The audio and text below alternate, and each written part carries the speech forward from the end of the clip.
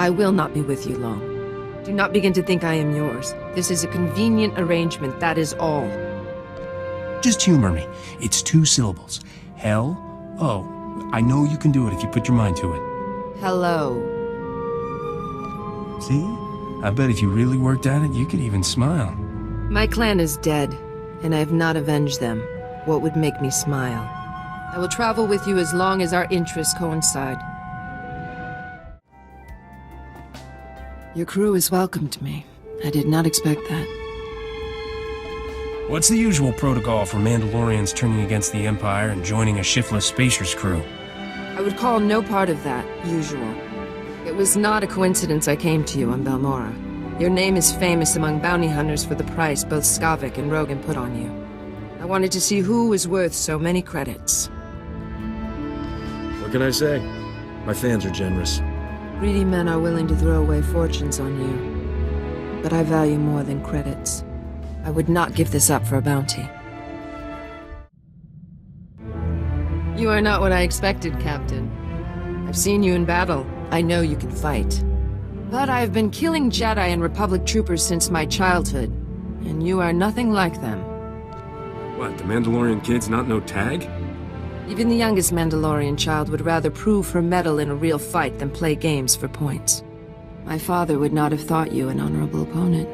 But I have seen your victories. I believe you are a worthy foe. What do Mandalorian women do with a worthy foe? Rawr. Usually, they kill him. A warrior can only challenge herself against enemies of honor and courage. There is no honor in attacking those beneath you. A worthy foe is a gift. In defeating them, we hone ourselves to the best we can be and bring honor to the name Mandalorian. Or so I was taught. I did not expect our travels to linger so long, Captain. I kept thinking I would leave at the next port, but I appreciate the trust you have shown me. And more often than not, I admire your decisions. You can be far more ruthless than your reputation suggests. You certainly opened my eyes to some new ways of looking at things. When you look at me like that, are you interested in me as a woman? Is this your way of pursuing a relationship?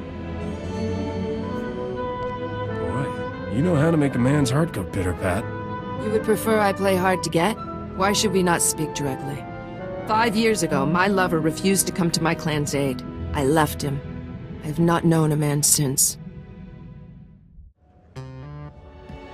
Are there things you regret, Captain?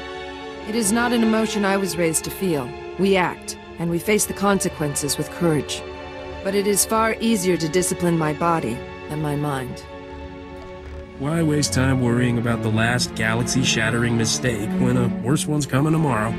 There is no worse failure than abandoning my clan. I should have been with my clan when the Empire came for them. I'd left to join another clan, to follow a lover. At the moment they were betrayed, I knew nothing. I don't imagine anyone can just walk up and arrest a bunch of Mandalorians. The Empire could not have succeeded without treachery. I only know they used some kind of time-released poison, then arrested them as they lay unconscious.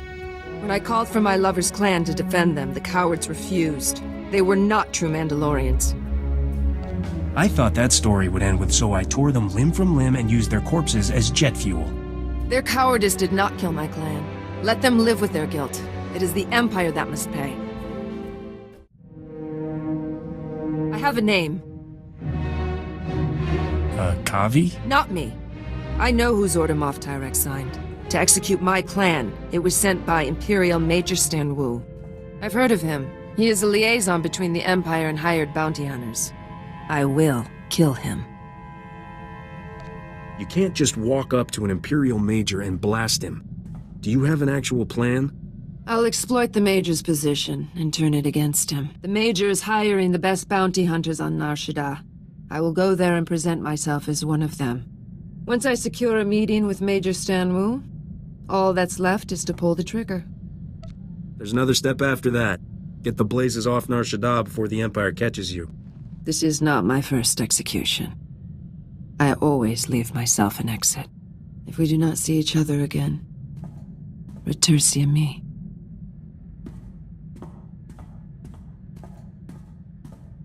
You made it back alive. I assume the Imperial wasn't so lucky. That sniveling worm was no more the architect of my clan's destruction than Moff Tyrek was. I left him alive, wallowing in his disgrace. Major Stan Wu ordered the execution because of lies told to him by another Mandalorian, Tayari Rook. The true crime rests with him. That must have been one whopper of a lie to get your whole clan wiped out. Rook presented Major Stan Wu with evidence that Clan Spar reneged on a contract. My people were hired to destroy transport ships full of young Jedi, but the Empire's target survived. If Clan Spar had accepted that contract, the Jedi would be dead. Rook framed us. What did he stand to gain from your clan's destruction? His motives don't matter. They can't save him. I've already begun my hunt for Tayari Rook. I will settle his debt to Clan Spar. Why am I here, Captain? I've been clear about my reason for joining you, but I never understood what you want from me. Am I a hired gun, or is there something more? Why else would I want you around? Why did you assemble this crew? It is too momentous a decision to make on impulse. Do your loyalties truly lie with the Republic? I always try to look out for the little guy. The Republic worships its own weakness. They waste their warriors defending those who cannot care for themselves. They call for loyalty to a government of strangers instead of a family and clan. You could do better. What are you looking for from me, Captain? You have expressed interest in a relationship, yet you continue to eye others every time we land. Am I a crew member? A friend? Are we to be lovers? I'm game if you are. Perhaps we should find somewhere more private to discuss it. I considered thinking up some coy comment to greet you with, but that's not me. I see the games of flirtation you play, but I cannot take part. You could start with a joke. I'd love to hear you laugh, Akaavi. A Mandalorian woman goes to a Hutt arms dealer and says, "I want to buy a blaster. It's for my husband." The Hutt says, "What kind does he prefer? Carbine? Rifle? What does he care?" The woman says, "He doesn't even know I'm going to kill him." I didn't know Mandalorians told jokes. Usually, non-Mandalorians don't see the humor in them. I cannot put a name on our relationship. Among Mandalorians, there are two types of union a woman seeks with a man. A casual one, pursued for mutual enjoyment, or a serious one, intended to make more children for the clan. Nothing wrong with a little mutual enjoyment. Before, you said you wanted more than that. No reason we can't have both.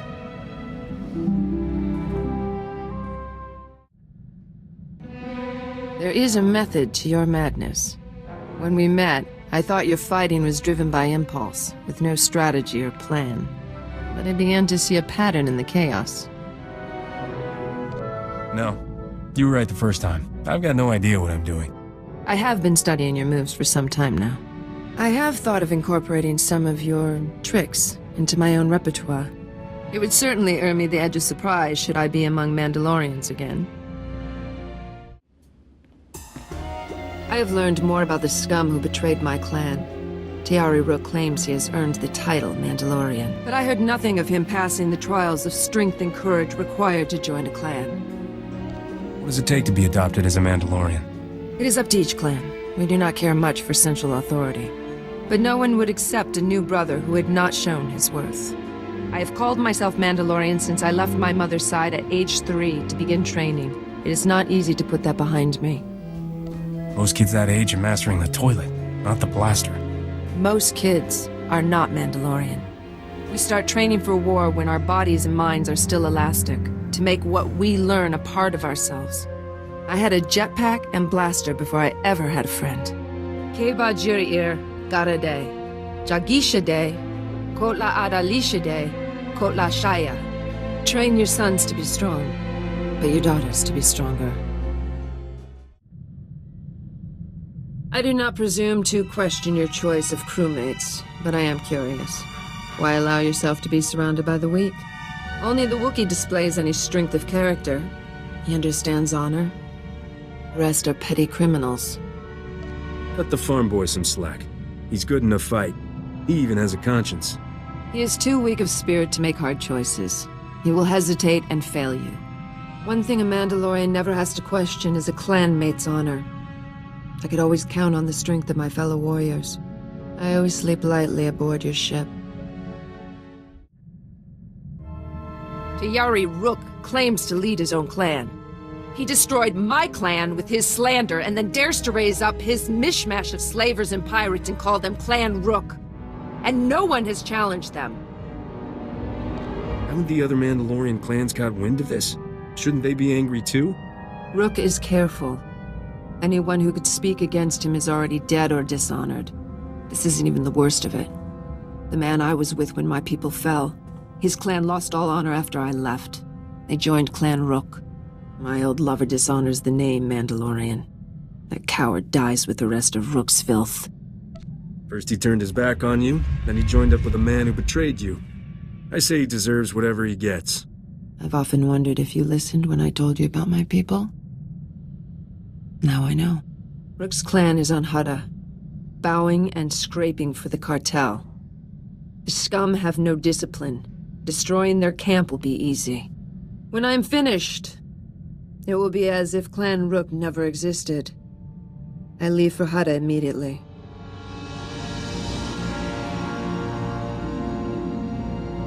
You look, well, not exactly happy. Less angry than usual. It's over.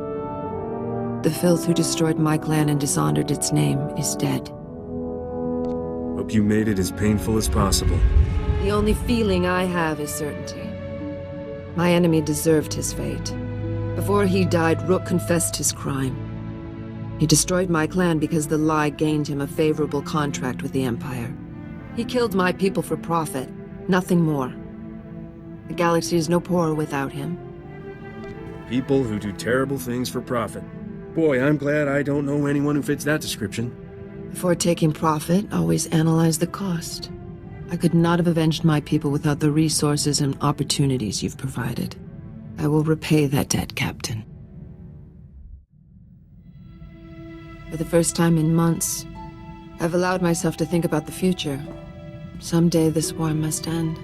What will you do when the Sith Empire rules the galaxy? Will you transfer your loyalties to them? What if your profession is outlawed? Have you been following current events? The Empire's on the express hyperlane to nowhere. The Rancor becomes twice as deadly when it's backed into a corner. The only constant in life is change. A warrior prepares for whatever comes. Your talent for survival is impressive, Captain. But luck has its limits. I have no clan, and the man who destroyed it is dead. Without clan or foe, I am no longer a Mandalorian. But I am still a warrior. And great ones don't allow old age to take them.